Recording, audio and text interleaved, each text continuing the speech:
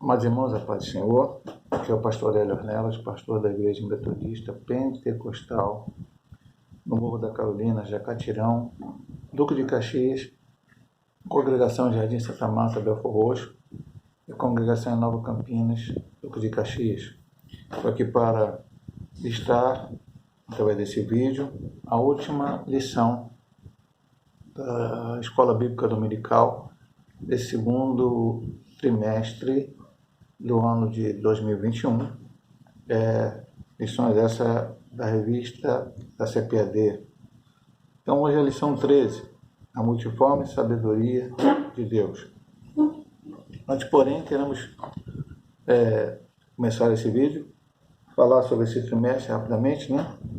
Nós estamos estudando os dons espirituais e ministeriais, servindo a Deus e aos homens com poder extraordinário, né? Agradecer a Deus pela vida do pastor Linaldo Renovato, né, que foi o autor dessas lições.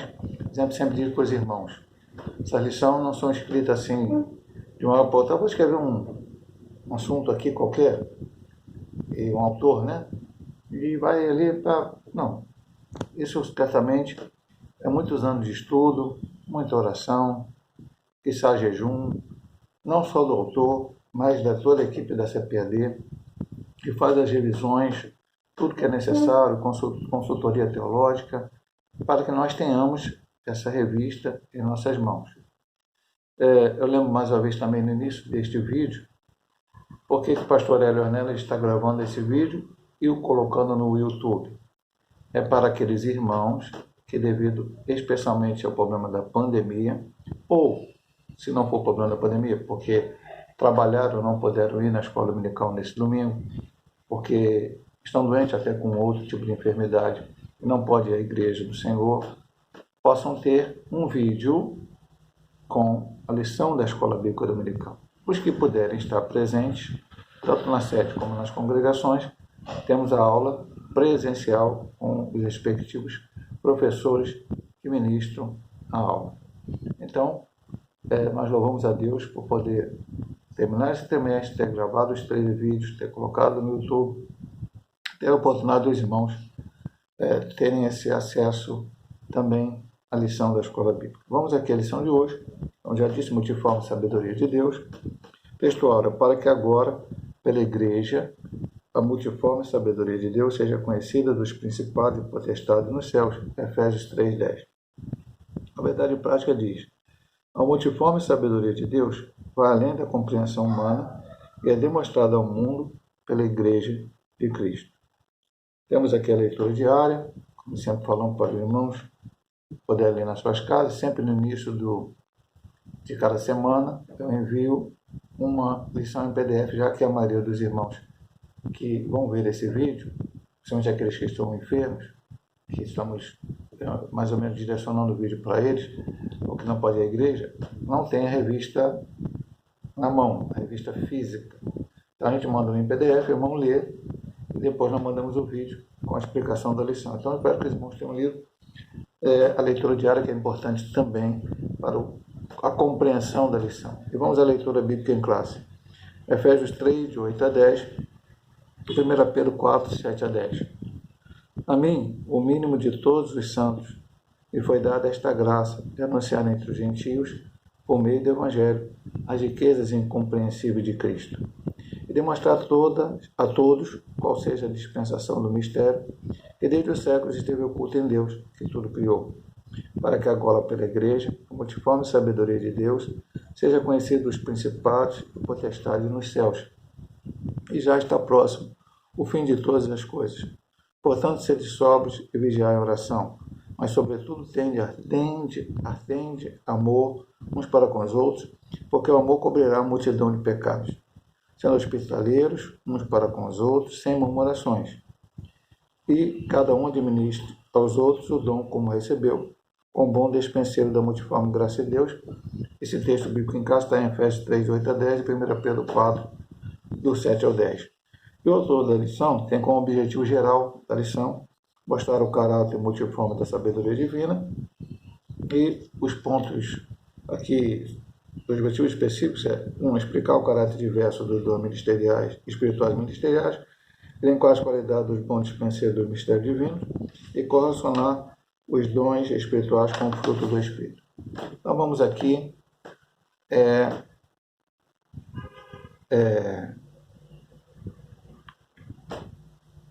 para a introdução. O Altíssimo revelou para a Igreja um mistério oculto desde a fundação do mundo. Pelo Espírito Santo, o Senhor trouxe a luz para o seu povo, usando seus santos, apóstolos e profetas, para mostrar que esse mistério é Cristo em nós, a esperança da glória. Era a multiforme sabedoria do Pai, manifestando para pessoas simples, como eu e você. Então, que mistério oculto estava escondido em Deus desde a fundação do mundo? Estava escondido desde a fundação do mundo. É a pessoa de Jesus Cristo fazendo a obra de redenção. É por isso que ele diz aqui no final, Cristo em nós, a esperança da glória. Pastor, esse assunto é tão muito difícil, muito complicado, muito além do nosso entendimento? Não. Essa multiforme sabedoria do Pai, que logicamente é muito maior do que nós, foi nos trazida por esse apóstolo, por esse profeta, pelos homens de Deus, pessoas simples como nós, eu e você. Então, Deus se revelou, Deus se mostrou a nós, Deus se fez conhecer a nós.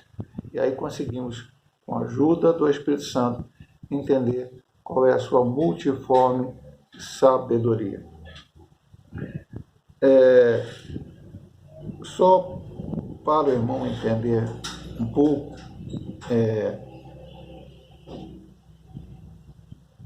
o que nós estudamos aqui? Dons espirituais e ministeriais. Lição 1. E deu dons aos homens. Nós entendemos que os dons foi dado aos homens, mas eles continuam sendo de Deus e sempre deve ser usado para a glória de Deus, seja dons ministeriais, espirituais ou assistenciais. O propósito dos dons, normalmente no mesmo tópico, tudo para que for útil para a edificação, exortação e consolação da igreja. Aí ele estuda dons de revelação. Quais são esses dons de revelação? E isso segundo a ótica de 1 Coríntios, capítulo 9. Vamos ver aqui, capítulo 12. Nós vamos ver aqui, na lição de hoje, como vimos na lição passada, não existe só um número específico de dons espirituais citado em Coríntios, há mais. Mas em 1 Coríntios 12, palavra da sabedoria, palavra da ciência e discernimento de espírito. Depois nós estudamos os dons de poder, dom de profecia, variedade de línguas, interpretação das línguas. Depois os dons de poder, profecia, variedade de línguas, aliás, não tipo. O dom de poder, dom da fé, dom de curar e operação de maravilhas.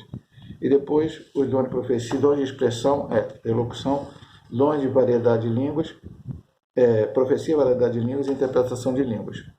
Aí nós entramos nos dons ministeriais, segundo Efésios, capítulo 4, versículo 11. Então nós estudamos primeiro o apóstolo, na lição 6, profeta na 7, evangelista na 8, pastor na 9 e mestre doutor na 10. E acrescentando, ainda, poderíamos dizer que estão fora do dom ministerial, mas fazem parte de um dom de serviço para a igreja, presbítero, bispo, ancião na 11 e na semana passada o diaconato. E hoje vamos ver a multiforme graça de Deus.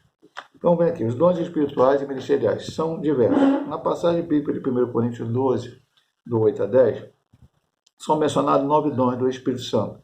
Há outros dons espirituais em outras passagens da Bíblia, já mencionadas em lições anteriores deste trimestre, como em Romanos 12, 6 a 8, como em 1 Coríntios 12, do 28 ao 30, 1 Pedro 4, 10 e 11, Hebreus 2, 4, são dons da esfera congregacional. Em Efésios 4, 7 a 11 e 2 Timóteo 1, 6, vemos dons espirituais na esfera ministerial da igreja. Então a gente tem que entender isso, compreender. Primeiro nós vemos os dons espirituais e qual a explicação que foi dada na lição. Provavelmente Paulo escreveu os principais dons espirituais que eram mais necessários para a igreja em Corinto por causa dos seus diversos problemas. Problemas, pastor? Sim, meu amado irmão. Todas as igrejas têm problemas. Todas. E quando eu digo isso, na igreja não é uma denominação em si. Todas as congregações. Então há um problema ali, um problema aqui, E havia problema em Éfeso, havia problema em Corinto, não um problema só. Havia problema na Galácia, havia problema na Tessalônica. E Paulo escreveu essas cartas para dirimir as dúvidas, para ensinar, para exortar, para consolar, para edificar as igrejas através dessas cartas. E elas servem para a igreja do século XXI. Ah, pastor, vai ter igreja igual de Corinto? Provavelmente não. Mas nós vamos pegar um ensinamento de Corinto, vamos pegar um ensinamento de Efésios, vamos pegar um ensinamento de Romano, vamos pegar todos os ensinamentos e trazer para o nosso dia a dia e colocar em prática na nossa vida. E depois ele fala aqui, Efésios 4, 7, 11 e Timóteo 5, 6, os dons na esfera ministerial. Profetas, apóstolos, aquilo que a gente estudou ali. Agora vamos ver outra coisa aqui. Ponto 2. São amplos. É uma coisa ampla, uma coisa que vai além, grande, maior. A sabedoria de Deus é multiforme e plural. É manifesta em seus dons espirituais, ministeriais, nas mais variadas comunidades cristãs espalhadas pelo mundo. Então, eu sei que é um ponto bem pequeno, depois nós vamos, o ponto seguinte é um pouco maior. Vamos entender aqui. A igreja precisa, nós estudamos isso no trimestre, essa lição é meio para que recordemos isto. A igreja não é uma coisa que pode ser que ela necessite, pode ser que ela precise ou não. Então, ela necessita, é fundamental, é primordial os dons espirituais. Estamos vivendo uma época em que há poucas manifestações dos dons espirituais. Não vamos aqui elencar por quê ou por que no quê, como é que acontece, por que não acontece, mas o que aprendemos na lição passada, que também nós estudamos no trimestre passado, melhor dizendo, estudamos um assunto bem parecido, como nesse trimestre agora, temos que buscar. Aprendemos no trimestre passado. Jesus batiza com o Espírito Santo e o Espírito Santo distribui os dons para a igreja. Mas eles têm que ser buscados. Tanto batismo com o Espírito Santo. Então você é um cristão. Você aceitou Jesus. Você conhece a obra pentecostal. Você aceita a obra pentecostal. Você crê na atualidade dos dons espirituais, que é isso que nós temos aprendido nesses 2 trimestres. Então você precisa buscar o batismo no Espírito Santo e focar, depois de batizado, porque a gente sempre tem dito, o batismo com o Espírito Santo não é o final, não é o término. Receber o batismo com o Espírito Santo, pronto, agora está tudo resolvido. Primeiro, o batismo com o Espírito Santo não é sinônimo de salvação. Sou batizado com o Espírito Santo agora, eu nunca mais vou perder minha salvação. Nós, da linha pentecostal, cremos no livre-arbítrio, cremos que a igreja está predestinada para essa salvação. A igreja, e quando eu digo igreja, não a denominação, a igreja de Cristo, cada servo de Deus que verdadeiramente aceitou Jesus e continuou fiel a ele até o final para ser salvo. Mas que não há uma predestinação individual. Alguém está marcado para ser salvo, outro para ser marcado para ser perdido, ou que alguém, uma vez salvo, estará salvo para sempre. Não cremos nessa doutrina. Cremos que você pode sim ser salvo, mas pode sim perder a salvação. Aquele que está em pé, olha que não caia, vários outros versículos bíblicos que estão claros nisso. Bom, colocado isso, entender que eu sendo um salvo, eu preciso continuar buscando a presença de Deus cada vez mais. Ser revestido do poder, não para ser salvo. Eu já sou salvo e por isso eu busco o batismo com o Espírito Santo. Recebendo o batismo com o Espírito Santo, agora eu vou buscar os dons espirituais. E os dons espirituais, como falamos na introdução, para que eles servem? Primeiro, eles têm que ser usados para o que for útil. Útil para mim? Não, aprendemos. Útil para a igreja. Os dons, a gente entendeu que são para servir. Servir a quem, pastor? Servir a Deus e servir aos homens. Jamais para o meu benefício próprio. A própria lição vai, em algum momento, falar sobre isso. E para consolar, exortar e edificar a igreja. A gente coloca muito isso para o dom de profecia, mas entendemos e aprendemos nesse trimestre que todos os dons servem para esta finalidade.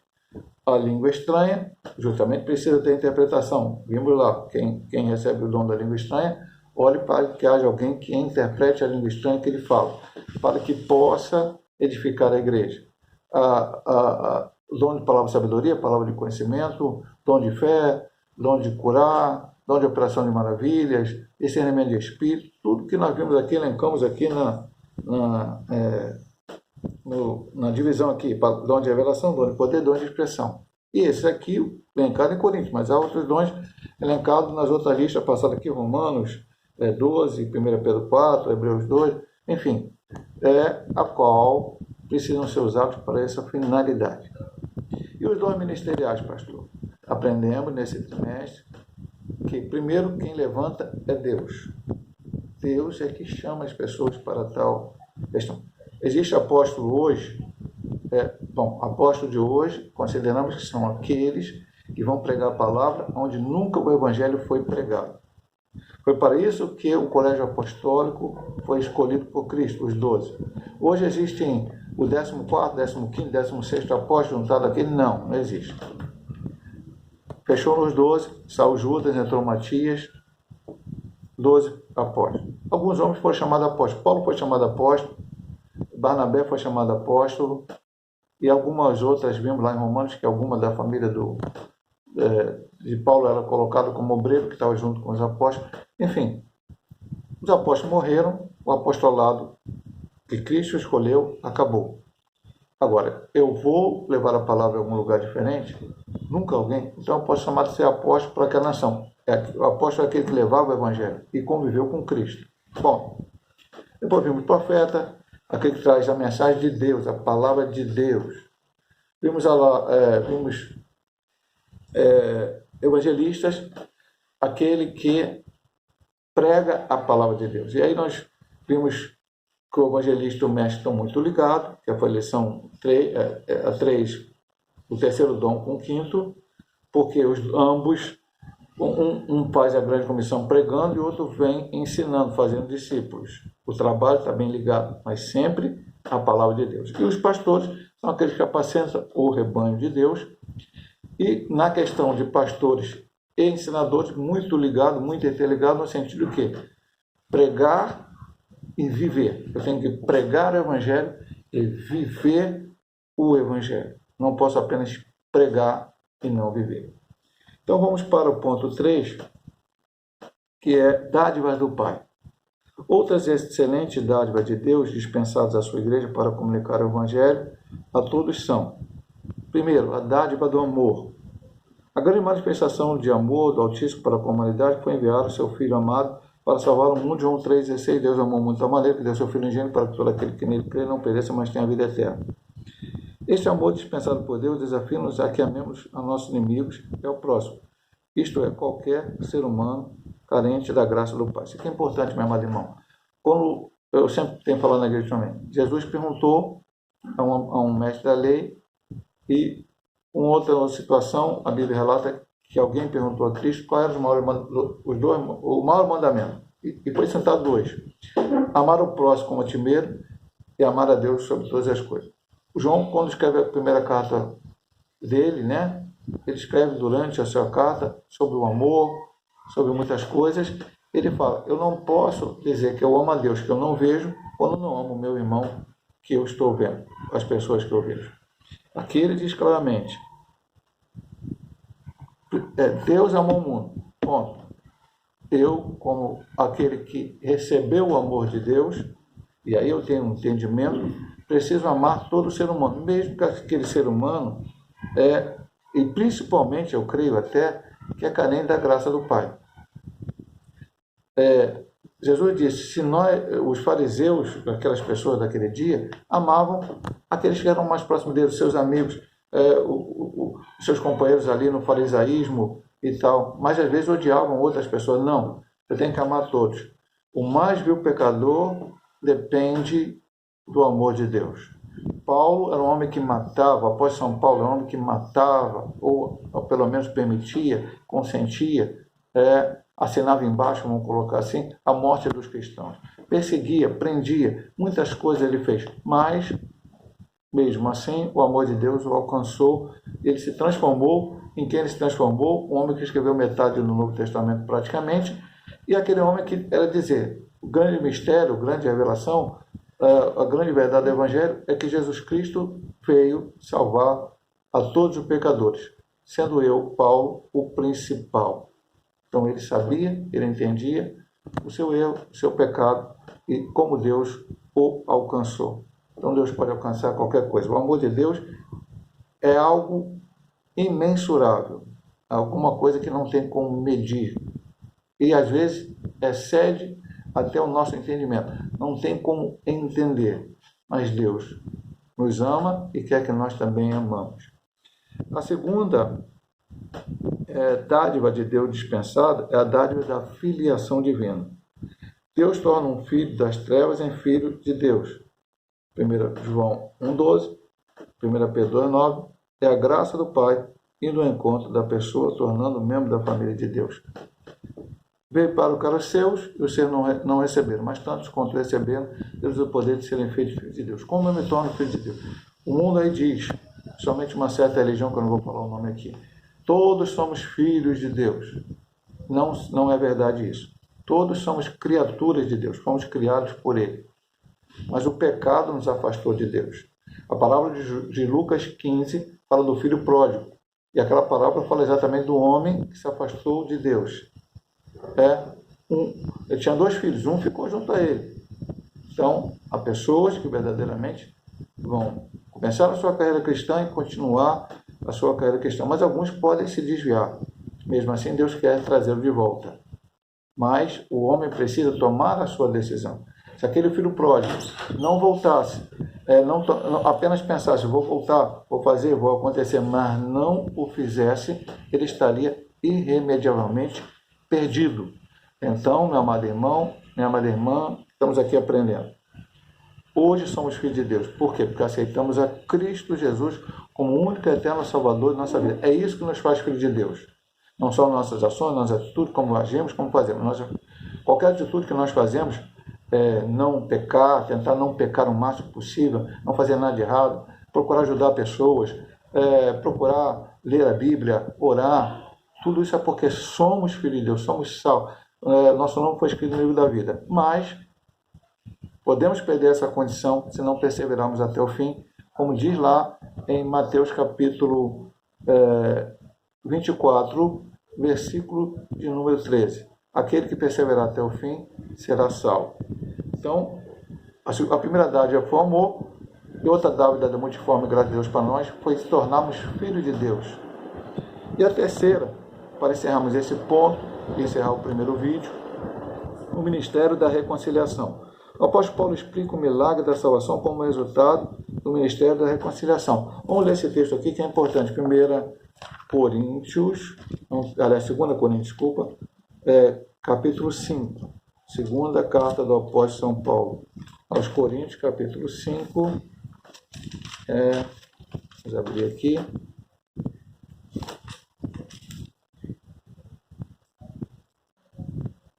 Às vezes dá uma dificuldadezinha aqui, a folha agarra. Vamos lá, que precisamos ler importante. Então, 5,19. Isto é, Deus estava em Cristo reconciliando consigo o mundo, não lhes imputando os seus pecados, e pôs em nós a palavra da reconciliação. Então, vamos ver aqui.